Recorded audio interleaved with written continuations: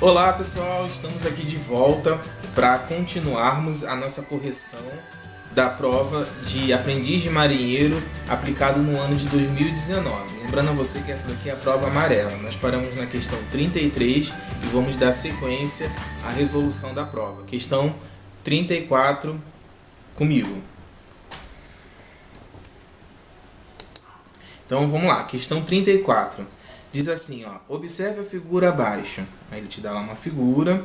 Considerando que os triângulos BDA e BCA apresentados acima são respectivamente retângulos em D e C, calcule o valor de x em função do lado C e assinale a opção correta. Então ele quer nessa questão uma relação entre x e C, certo? Lembra que eu falei em uma das questões anteriores que muitos alunos ficam assim confusos. Eduardo, o que eu vou aplicar para resolver essa questão? Vou aplicar semelhança, cálculo de área, triângulo, retângulo? Tudo bem, é uma questão de geometria. Eu não sei da onde sair. Calma, pessoal.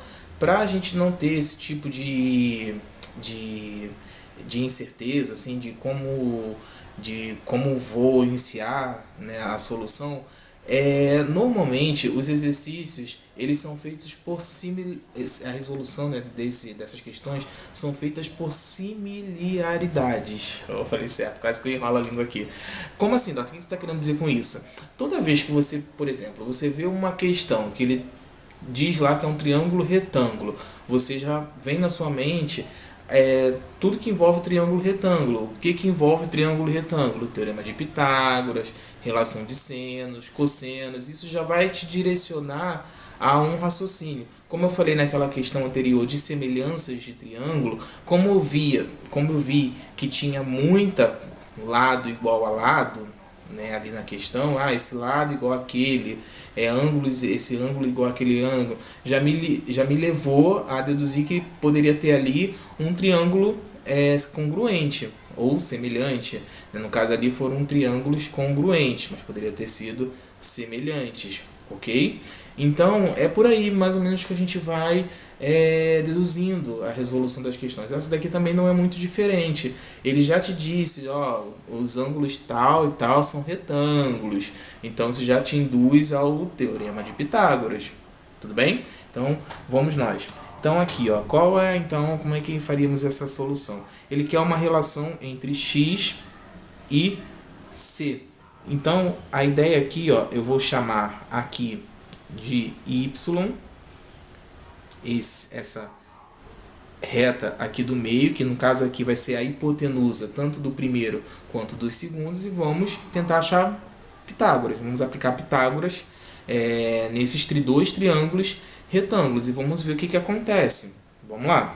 Y para esse primeiro triângulo aqui, y ao quadrado igual a x ao quadrado mais 2 ao quadrado. Para esse segundo aqui, y ao quadrado igual a 1 ao quadrado mais c ao quadrado. Pois bem, sempre quando você resolve um problema, você tem que estar sempre na mente o que ele quer. Ele quer uma relação entre x e c. Então, olhando para essas duas equações, eu quero encontrar uma única equação que envolva só o x e o c. Então, qual é a ideia aqui? É você igualar a primeira com a segunda. Ele te dá y ao quadrado igual a tanto. E na de baixo, y ao quadrado igual a tanto. Então, eu vou igualar o y ao quadrado com o y ao quadrado. Então, dá aqui, x ao quadrado mais 4, 2 ao quadrado, ok? Igual a 1 mais c ao quadrado. Agora, eu vou isolar o x. X ao quadrado igual a c ao quadrado. Passando para o outro lado, vai ficar 1 menos 4, que vai dar menos 3. Então, x é igual a raiz de c ao quadrado menos 3. Resposta, letra E. Ok, pessoal? Tranquilos? Então, a ideia elas se repetem, ok? Nesse sentido, tá? Então, toda vez que ele colocar um triângulo retângulo, por exemplo, naquele teve um problema que era a altura, né? A altura, ângulo de 90 graus, aí a gente aplicou o teorema de Pitágoras. Então, o teorema de Pitágoras é um assunto fortíssimo. Já caiu aí, acho que essa já é a terceira questão que nós aplicamos teorema de Pitágoras. Então, esse é um assunto que você não pode deixar de saber para ir para a sua prova, ok? Então, vamos continuar aqui o nosso raciocínio, a nossa resolução. Considerando os conjuntos aí natural, o conjunto dos números inteiros, o conjunto dos números racionais e o conjunto dos números reais. Coloque V para verdadeiro e F para falso nas sentenças abaixo. Aí ele faz várias considerações. Vamos analisar uma por uma e analisá-las e dizer se é verdadeiro ou se é falso. Para realizar essa questão, você tem que estar na mente o seguinte raciocínio. Você tem aqui, então, o conjunto dos números naturais. Quais são os conjuntos dos números naturais?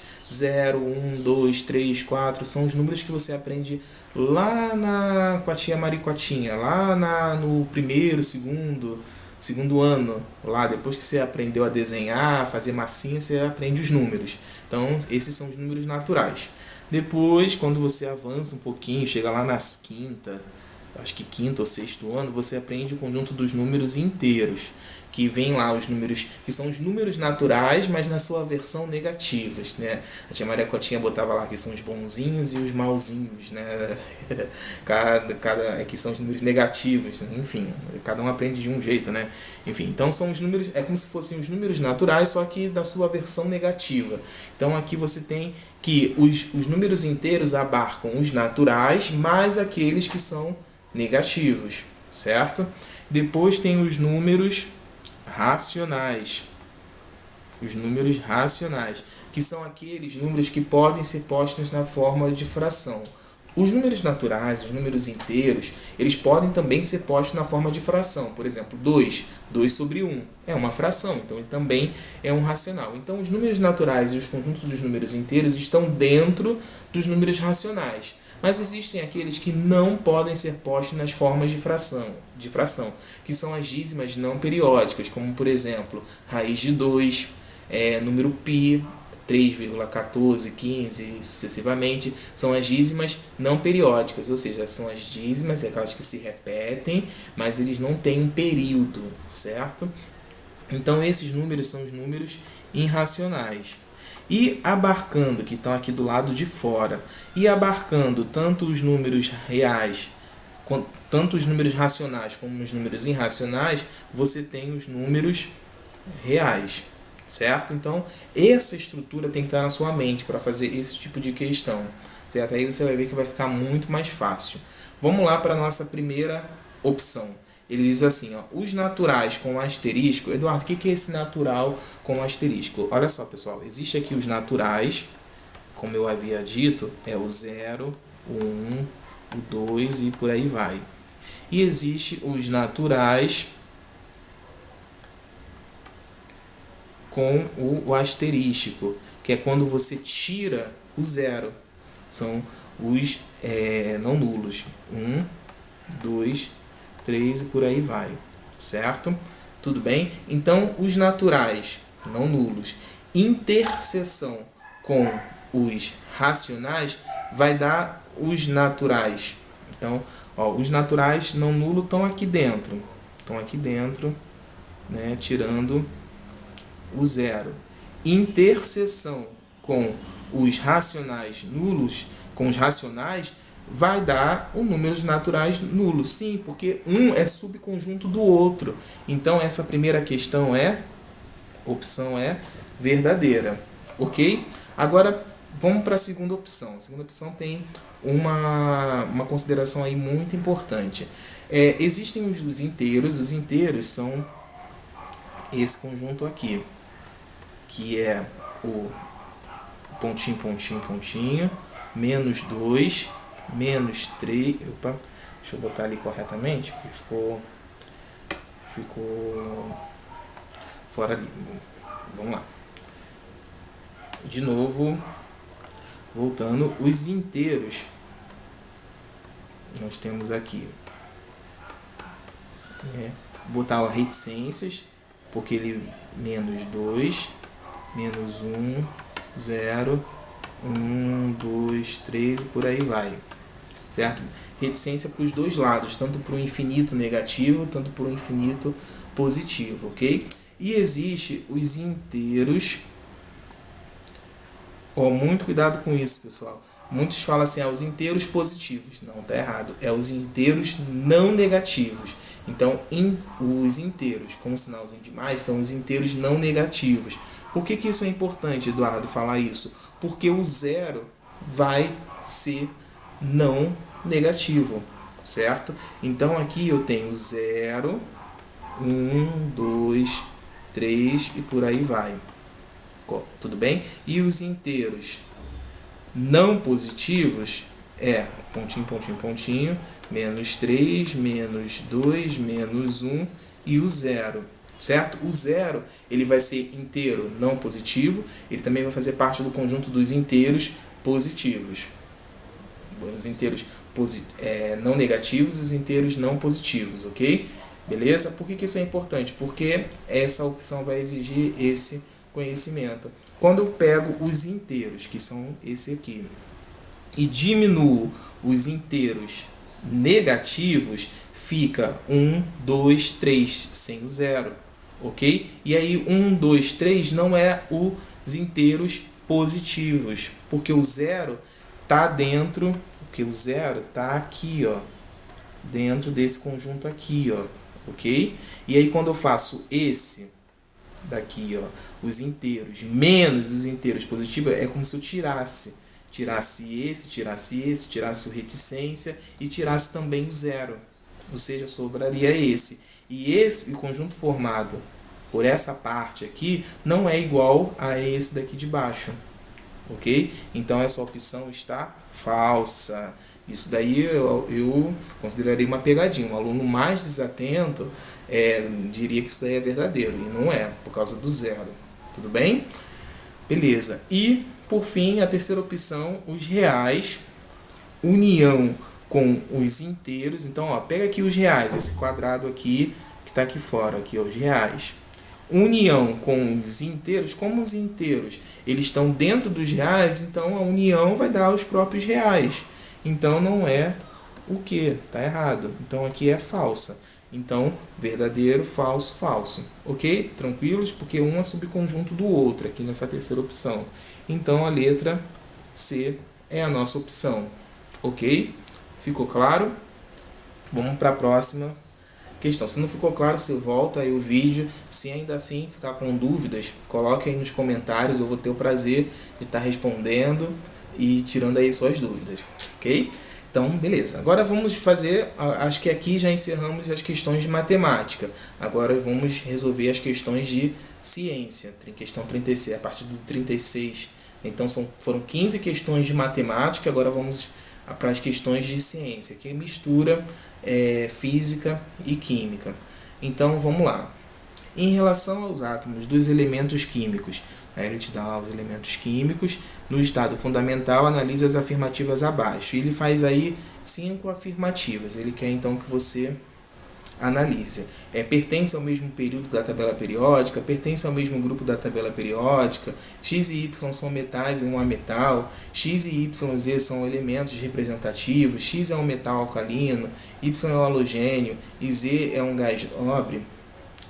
São verdadeiras apenas as afirmativas? Pois bem, pessoal, eu não sei, eu acho que na prova eles dão a tabela periódica, certo? Sendo assim, fica mais fácil você ir lá na tabela periódica e localizar esses elementos, e aí você vai poder fazer todas essas análises. Caso eles não dessem a tabela periódica, para você saber a localização, o período, a família, você teria que fazer a distribuição eletrônica de Pauling, correto? Como ele deu a tabela periódica, deixa eu só dar uma conferida aqui se foi dada a tabela periódica. Acho que está no final da prova. Então, ele deu lá a tabela periódica, faz parte então da prova.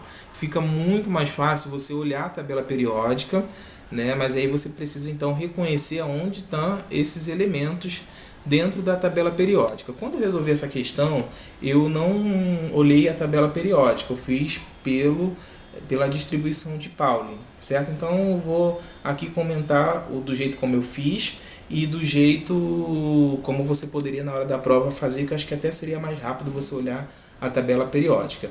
Então olha aqui, esse número que está aqui embaixo, 11, 17 e 18, que está abaixo dos elementos aí, são o número de prótons. Quando ele está no estado fundamental, um elemento está no estado fundamental, o número de prótons é igual ao número de elétrons. Então esse número aí corresponde também ao número de elétrons que esse elemento tem.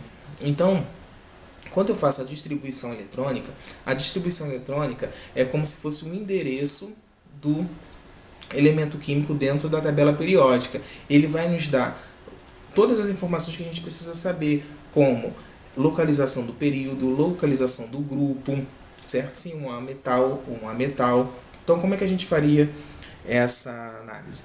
O diagrama de Pauli ele é construído da seguinte forma: 1s, 2s2. Eu não vou desenhar ele inteiro, somente a parte que a gente precisa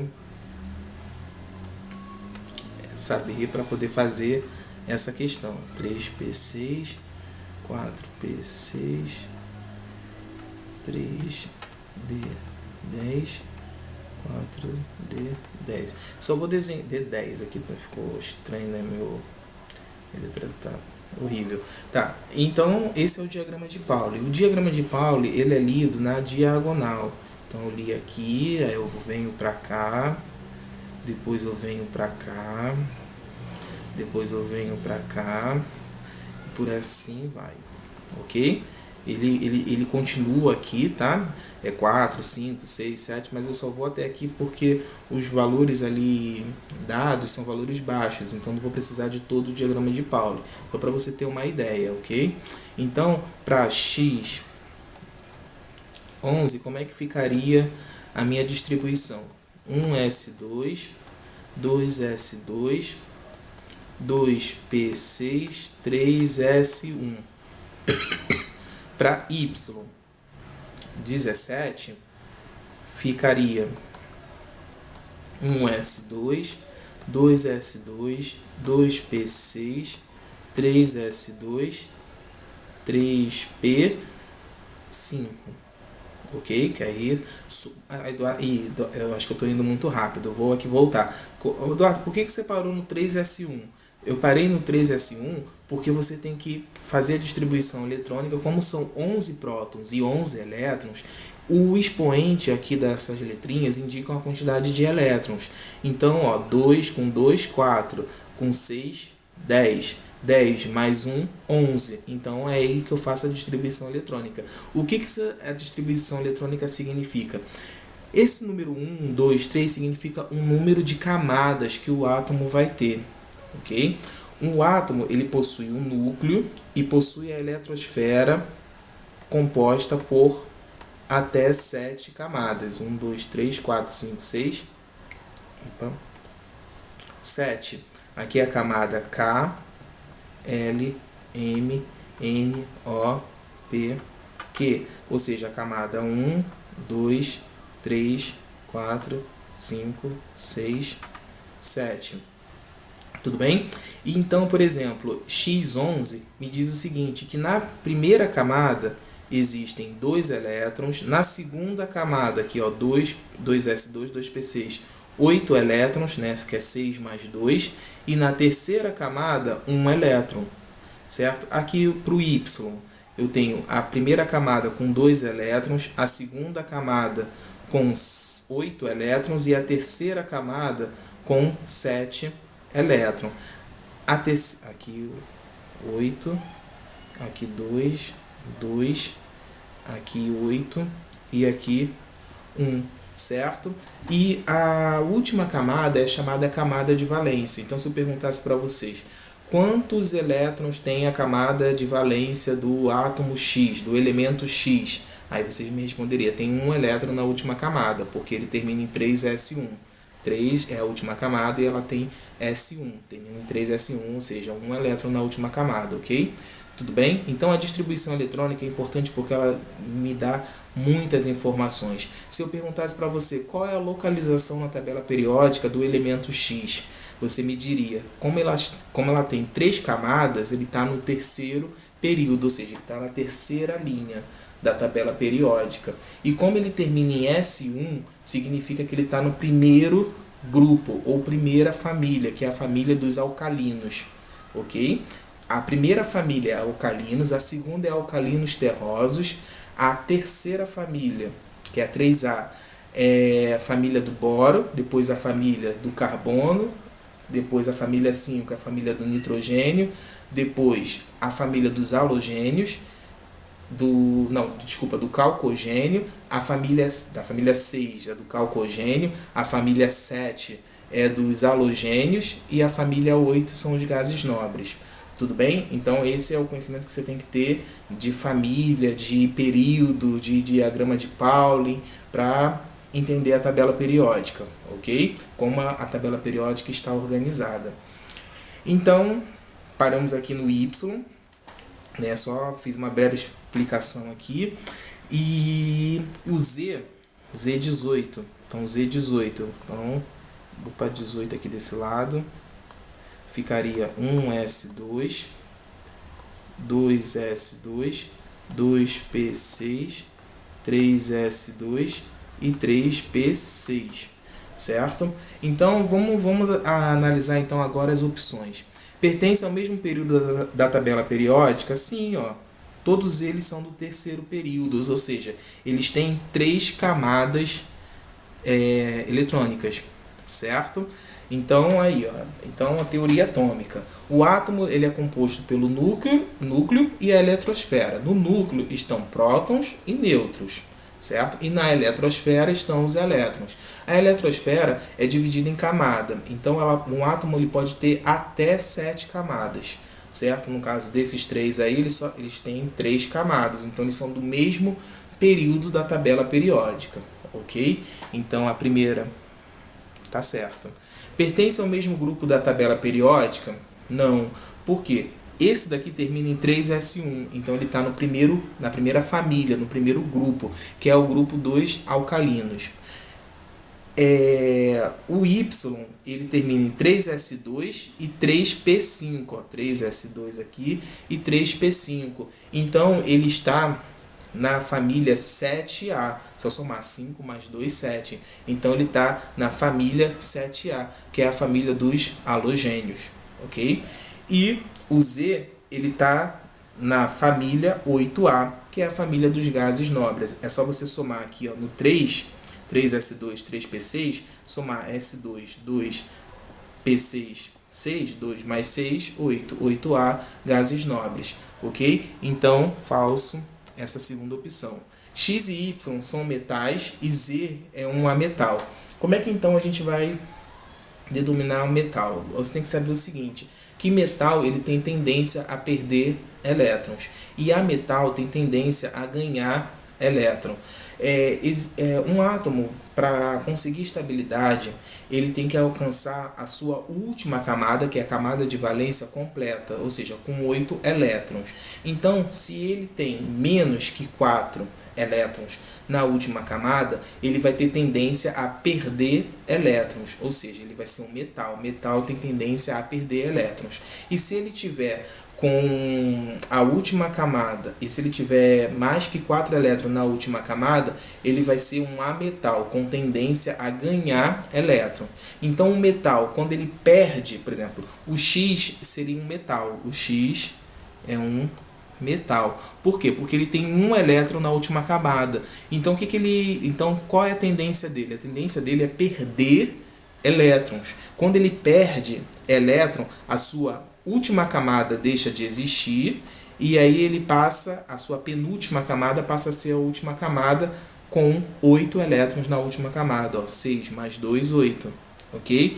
Então, todos os metais vão ter essa tendência. Já, por exemplo, Y é um ametal. Por que ele é um ametal? Porque ele tem 7 elétrons na última camada. O que é mais fácil para ele cumprir a regra do octeto? Ganhar mais um elétron e ficar com 8, ou perder os seus 7 elétrons? É mais fácil para ele ganhar um elétron. Então ele vai ter tendência, assim como todos os ametais, vão ter tendência a ganhar elétrons, ok? Então 5 mais 2, 7, e ele então vai ser um metal, e para ir se tornar estável, alcançar a estabilidade, regra do octeto, ele vai ter que ganhar um elétron, tudo bem? Mas aqui ele pergunta, X e Y são metais? Não, vimos aqui que Y é um ametal, então é falso.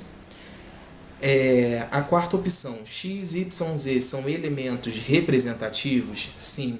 Todos aqueles que terminam em S, S, P são representativos. Os que terminam em D são metais de transição. E os que terminam em F são metais de transição internas, que são aqueles grupos que estão lá no finzinho da tabela periódica, lá embaixo, que são os actinídeos e os lantanídeos, ok? São aqueles que terminam em F, F1, F2, F3 até F14, ok? Então, ele diz assim, X, Y, Z são elementos representativos? São sim, verdadeiro. X é um metal alcalino. X é um metal alcalino, ok. X é um metal alcalino. Lembrando que as famílias representativas, S1, alcalino, S2, alcalino terroso. Depois vem a família do boro, que é ali onde está o alumínio, boro, alumínio, boro, depois carbono, onde está o carbono, carbono, e o nitrogênio. Depois vem os calcogênios, os halogênios e os gases nobres, ok? Então, X é um metal alcalino, ok? Y é um halogênio, família 7A halogênio, correto? E Z é um gás nobre, verdadeiro, tudo bem? Então, a nossa opção é 1, 4 e 5, letra C. Tudo bem, ó, vimos bastante coisa, acho que deu para comentar a teoria atômica assim de uma forma bem legal. Tudo bem? Se você quiser mais esclarecimentos a respeito desse assunto, deixa aí no comentário que eu vou ter o prazer de até gravar uma aula aqui para esclarecer melhor esse assunto. Esse assunto cai muito. Todos os editais assim que tem teoria atômica cai esse assunto. Vamos para a questão 37. Diz assim, ó, um fio de cobre apresenta resistência elétrica de 2 ohms. O comprimento de 4 e o comprimento de 4, ponto. Sabendo que a resistividade elétrica do cobre é de 1,7 vezes 10 a menos 8, calcule a área da seção transversal do fio em metros quadrados e assinale a opção correta. Pois bem, essa é uma questão que vai falar de resistividade elétrica.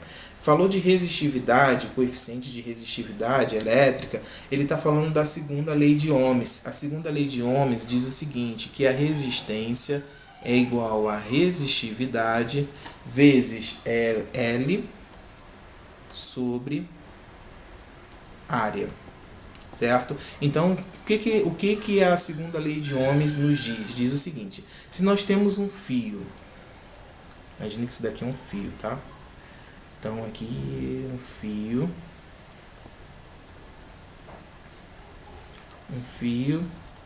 esse fio, de acordo com o material, ele vai ter uma resistividade, ele vai ter um comprimento e ele vai ter uma área transversal aqui do fio, a área. E aí, de acordo com a resistividade, que é característica do material, por exemplo, um material de cobre vai ter uma resistividade dada por um valor, de ferro vai ter uma outra resistividade, certo? E de acordo com o comprimento e com a área, você calcula então a resistência elétrica. Essa é a segunda lei de Ohms. Ok? Então, veja bem, ele te deu, então para essa questão você teria que saber essa fórmula, certo? A primeira lei de Ohms diz o seguinte, que a resistência é igual a U sobre I, ou seja, a razão entre a DDP e O I é sempre constante, e essa constante é a resistência. Essa é a primeira lei de Ohms. A segunda lei de Ohms diz que a resistência é igual à sua resistividade, é característica do material. É a resistividade vezes o seu comprimento, né? Quanto maior o fio, maior a resistência. E quanto maior a área, menor a resistência. Ou seja, a resistência ela é diretamente proporcional ao comprimento e inversamente proporcional à área. Ok? Beleza. Então, a primeira lei de Ohms está aqui. E a segunda lei de Ohms, que é essa fórmula que nós vamos aplicar para resolver essa questão. Ele disse que a resistência é 2, a resistividade é 1,7 vezes 10 a menos 8, a comprimento é 4, e a área é igual, a área é o que ele quer saber, calcule a área. Tudo bem? Então aí, moleza, virou uma questão agora de equação matemática. Então passo o A para o outro lado e o 2 para cá, vai ficar área igual a 1,7 vezes 10 a menos 8 vezes 4 dividido por 2. Corto 2 aqui. Então 1,7 vezes 2, 3,4 vezes 10 a menos 8. Área, metros quadrados. Lembrando também que é importante as unidades, tá? Para fazer esse cálculo, você tem que calcular o L, ele tem que estar em metros, a área tem que estar em metros quadrados. E a resistividade lá, ohms vezes metros, tá? Muito cuidado com isso. Ah, Eduardo, vai ser sempre assim? Calma, muito cuidado. Como ele me disse aqui que a resistividade é ohms vezes metro, então tanto o comprimento tem que estar em metro e a área tem que estar em metros quadrados. Mas se ele, por exemplo, colocasse aqui ohms vezes centímetros, aí o comprimento tem que estar em centímetro e a área em centímetro ao quadrado. Tudo bem? Cabe aqui essa observação, porque às vezes o examinador, para ver se você está atento, coloca lá centímetros, ohms vezes centímetro. Ah, tá errado? Tem que ser sempre metro? Não, tem que ser uma unidade de comprimento. Pode ser metros ou pode ser até centímetro. Não é o comum, mas ele pode fazer isso, ok? Tudo bem, então aqui a resposta, letra A. Tá ok? Então, mais uma questão aí de lei de Ohms. Mais uma não, né? Primeira, né? Questão de lei de Ohms. Agora uma questão teórica ainda de química. É de química, né? Aquela era uma questão de física, essa é uma questão de química. 38 diz assim: de modo geral, os compostos têm ligações covalentes. De modo geral, os compostos que têm ligações covalentes, aí ele faz então várias afirmativas a respeito das ligações covalentes. Quais são os três tipos de ligação? Nós temos as ligações iônicas, as ligações covalentes e as ligações metálicas. A ligação iônica é aquela que acontece por forças eletrostáticas. Ela sempre vai se dar entre um metal e um ametal, ou um metal mais hidrogênio. É sempre entre um átomo que quer perder elétron e o outro átomo que quer ganhar elétron. E aí, como um quer perder e o outro quer ganhar, então vai haver uma transferência de elétron. Essa então é o princípio da ligação iônica. É aquela que ocorre por transferência de elétron entre um átomo que quer ganhar e o outro que quer perder, ou seja, entre um metal e um ametal ou um metal e hidrogênio, ok?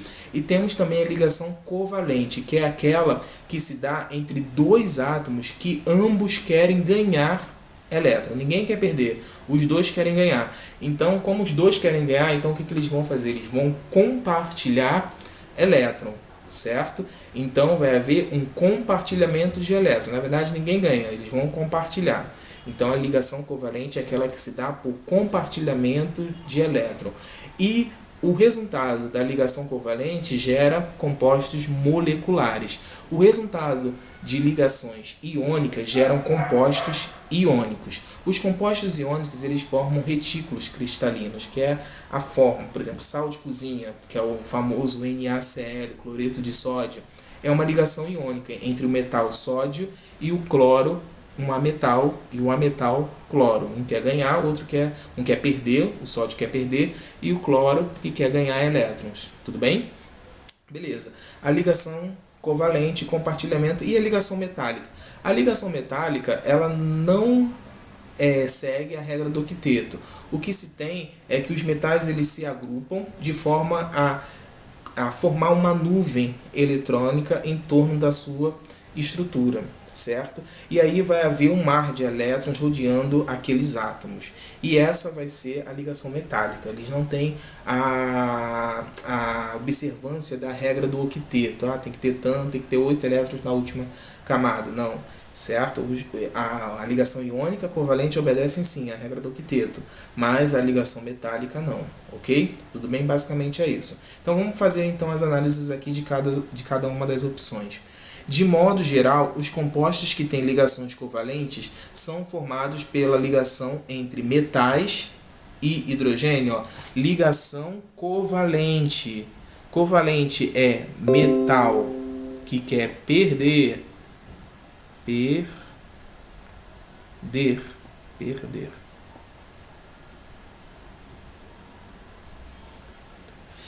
hidrogênio que quer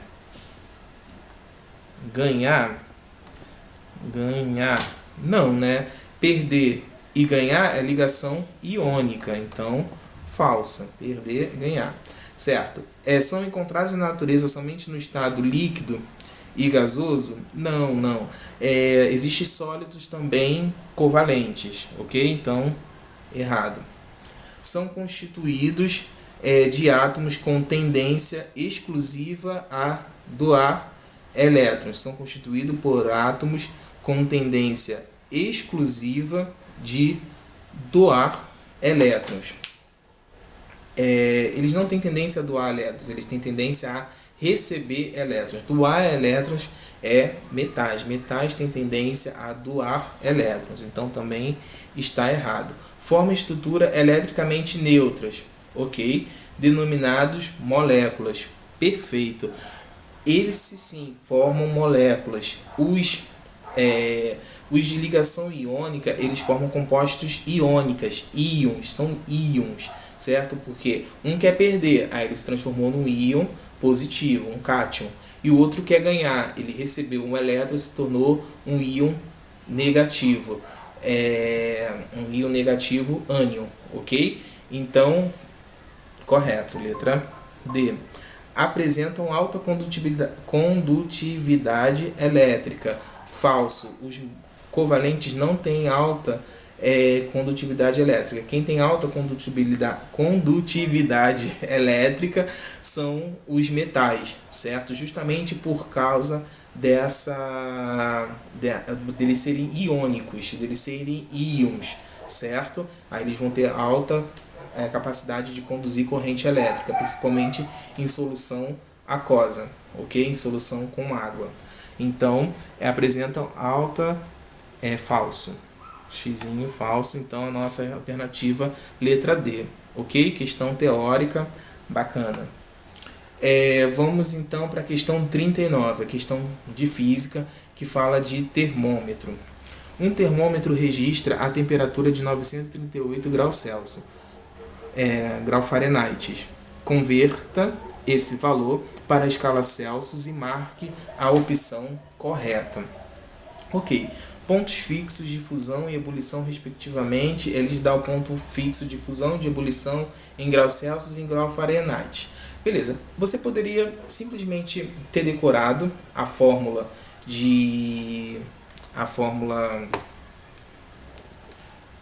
Você poderia simplesmente ter decorado a fórmula de conversão entre as escalas Celsius e a escala Fahrenheit, aplicado aqui, estaria beleza. Só que como ele deu esses dados aqui, ele está te dando um up. Ele está dizendo assim, olha Eduardo, você não precisaria ter decorado a fórmula, bastava usar essas duas informações e você poderia, sem saber a fórmula, mas saber o processo de como se chega à fórmula, resolver essa questão. Então, Eduardo, posso decorar? Pode, vá com a fórmula decorada. Ou então você poderia aplicar o seguinte raciocínio, que é o que eu vou aplicar aqui para resolver a questão. Então, o seguinte, gente, quando a gente trabalha com termômetro, a gente faz regrinha de 3 sim, mas a regra de 3 ela não é com os valores de temperatura, e sim com a variação, ou seja, a variação na escala Celsius vai corresponder à variação na escala Fahrenheit. Como é que é isso? Eu vou elucidar aqui de uma forma prática. Olha só. Você tem aqui a escala Celsius e você tem aqui a escala Fahrenheit. Então, as minhas retas totalmente, né, retas, para não dizer o contrário. Então, você tem lá, um termômetro registra a temperatura de, aí vou botar aqui, ó, 932 graus Fahrenheit. E aí você quer saber o correspondente na escala Celsius. E ele disse que 100 graus Celsius corresponde a 212 Fahrenheit e aqui 0 vai corresponder a 32 graus Fahrenheit. Então, como eu havia dito, quando você faz a regra de 3, você não vai fazer a regra de 3 com os valores de temperatura, e sim com os valores de variação de temperatura. Isso é muito importante, tá? Então, você não poderia dizer assim, X está para 932, assim como 100 está para 212. Não, estaria errado. Então, você tem que trabalhar com a variação. Então, ó, essa primeira variação aqui, ó, de 0, de X para 0, de 0 para X, vai estar para essa variação de 932 para 32. Assim como, aí você vai pegar um outro intervalo para variação. Sei lá, vou pegar essa daqui, ó. Esse está para esse. Então você vai colocar lá, ó, X, aqui, ó, X menos 0, que é a variação, está para 932 para 32, assim como 100 menos 0 está para 212 menos 32. Pronto, então você faz a regra de 3 não com os valores de temperatura, mas sim com as variações. Isso é importante, tá? Ok? Então vai ficar X está para 900, assim como 100 está para 180. Então X vai ser igual a 900 vezes 100 dividido por 180. Isso daqui vai dar 500. Então 500 graus Celsius. Ok? Tudo bem? Então esse daí é o princípio básico para você converter de graus Celsius para grau Fahrenheit. Existe uma outra escala chamada escala Kelvin. Não é grau Kelvin, é Kelvin. E converter de Celsius para Kelvins é assim, ó, Kelvin, temperatura em Kelvin, é igual a temperatura em graus Celsius mais 273, certo? Então aqui tem aqui a fórmula para você converter de graus Kelvins, de graus Celsius para Kelvin. Eu já ia falar grau Kelvin, mas não é grau Kelvin. Tá, ok? Então aqui a resposta, a letra E. 39, questão de temperatura. Vamos então para a questão 40. Considerando as afirmativas abaixo, marque a opção correta. Então ele vai fazer várias afirmativas e a gente tem que dizer se ela está certa ou se está errada. O Ernest comprovou experimentalmente que corrente elétrica dá origem a campo elétrico? Errado. Ele comprovou que dá origem a campo magnético. Campo magnético, ok? Então aí não foi ele que comprovou a existência do campo elétrico. Se não me engano, quem comprovou a existência do campo elétrico por cargas elétricas foi Coulomb, isso, tá? B. Se quebrarmos um ímã, teremos dois ímãs. Sim. Cada um com apenas um polo magnético? Não, pessoal. Um ímã, ele possui dois polos, polo sul e polo norte, certo? Você já viu, né? Deve ter visto o ímã na geladeira, né? Aquela parte pretinha, né, que a gente tem atrás, né, dos objetos que a gente coloca na geladeira e ele gruda no metal. O ímã, ele tem dois polos, polo sul e o polo norte. Esses polos, quando você se aproxima de um outro ímã, pode haver repulsão. Se você colocar polos opostos, eles vão se atrair. Se você colocar polos de mesmo sinal, eles vão se repelir. Então, polos diferentes se atraem e os iguais se repelem. Quando você quebra um ímã, você poderia pensar que na quebra você vai separar ou isolar o polo. Ó, isolei aqui o polo, só que não é esse raciocínio. Quando você quebra, você aqui que era sul, aqui passa a ser norte, e aqui que é norte passa a ser o sul, certo? Você não consegue isolar os polos de um ímã. Ah, vou ter um ímã aqui só com o polo sul, outro ímã aqui só com o polo norte. Não.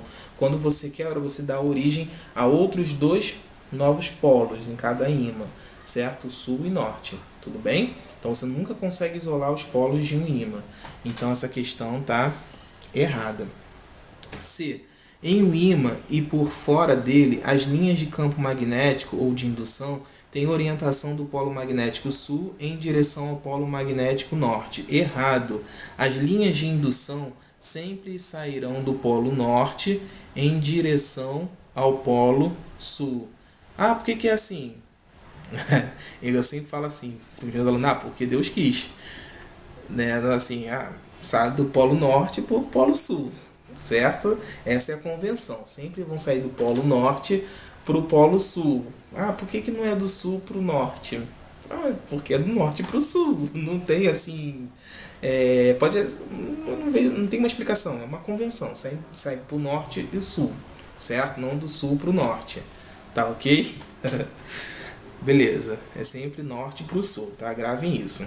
Os polos norte da Terra encontram-se ao polo geográfico norte da Terra, e o polo sul da Terra encontra-se próximo ao polo geográfico sul da Terra. Não, pessoal, essa daqui é a pegadinha assim super manjada já, super que a galera cai, né? Porque é intuitivo, né? O polo norte se encontra o norte magnético e o polo sul se encontra o sul magnético. E é isso aí, só que não. Por quê? No polo norte da Terra se encontra o sul magnético. Tá? O polo norte se encontra o sul magnético. E no polo sul da Terra se encontra o norte magnético. É o contrário, é invertido, ok? Não caia nessa pegadinha. Letra E. Polos magnéticos de mesmo nome se repelem. Mesmo nome, positivo com positivo, se repelem. Ok. Negativo com negativo, se repelem. Ok. E polo magnético de nomes diferentes se atraem. Correto. Tudo bem? Então, de mesmo sinal se repele, de sinais diferentes se atrai. Ok. E nossa resposta, letra E. Ok? Próxima questão. A questão que fala sobre transformação física, certo?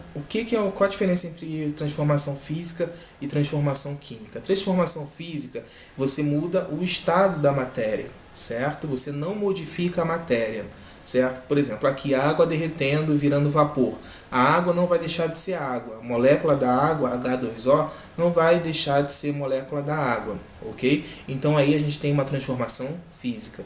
E uma transformação química é quando há uma mudança na estrutura da molécula, há uma reação química. Por exemplo, quando você queima papel, a celulose, que é o composto que forma o papel, virou CO2 e água. Aí houve uma transformação química. Então aí é um fenômeno químico. Então pegar fogo, reagir, borbulhar, qualquer fenômeno que indique uma reação química, aí você vai ter a transformação química.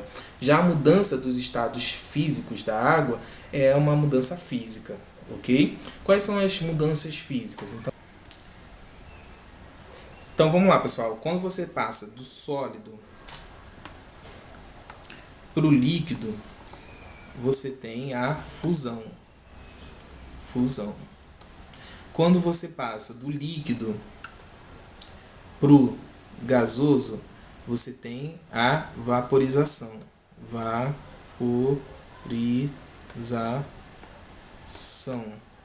Quando você passa do gasoso para o líquido, é a condensação. E quando você passa do líquido para o sólido, solidificação. Essas são o nome das mudanças. Quando você passa do sólido diretamente para o gasoso, que é o caso da naftalina. A naftalina são aquelas pastilhas branquinhas que normalmente as nossas mães, né, colocam lá no guarda-roupa para evitar traça, insetos, né? E você coloca aqueles pedacinhos lá e dias depois aquilo sumiu. Por quê? Veio um rato comeu? Não, porque ela acontece o fenômeno da sublimação, que é quando ela passa do sólido diretamente para o gasoso. Sublimação. E do gasoso diretamente para o sólido também é a sublimação. Sublimação. Eu já vi alguns casos de dizer ressublimação.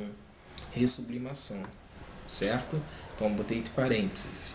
Ok? Então essas são as transformações de estados físicos, as mudanças de estado físico.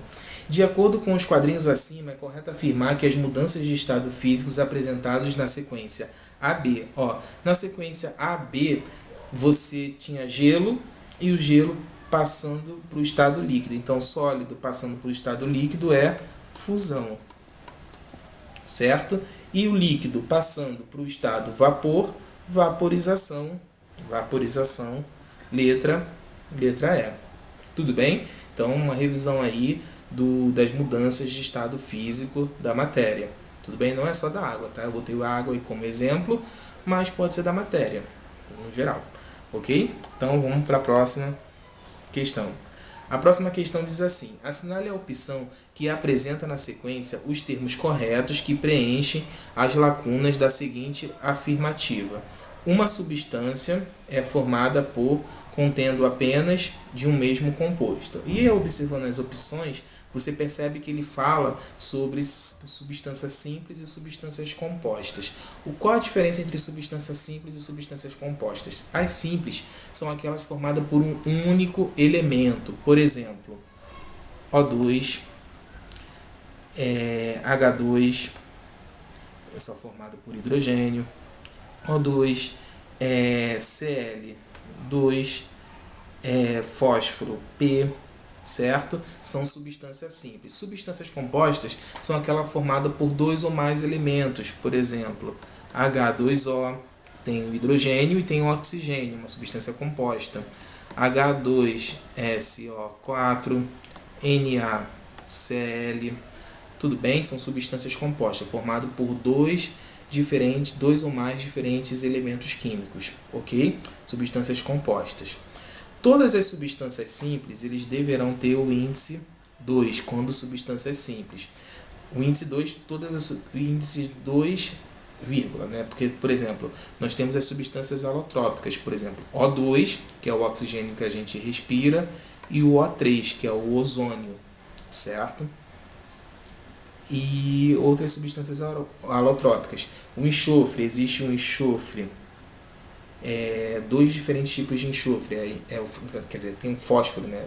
Não é enxofre, não, tem o fósforo branco e o fósforo vermelho. São substâncias alotrópicas, são duas substâncias simples diferentes de um mesmo elemento químico, tudo bem? Então, substâncias simples é formada por átomos, né? Então, substâncias. Uma substância simples vamos analisar aqui a primeira letra A.